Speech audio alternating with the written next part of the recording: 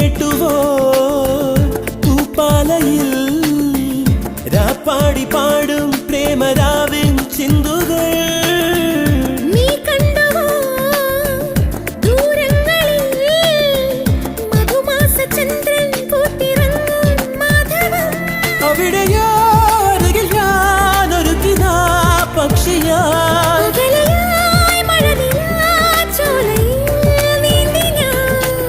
വിരഹമെന്ന പദമില്ല കവിതകളിൽ പിരിയുകയില്ലൊരു നിമിഷം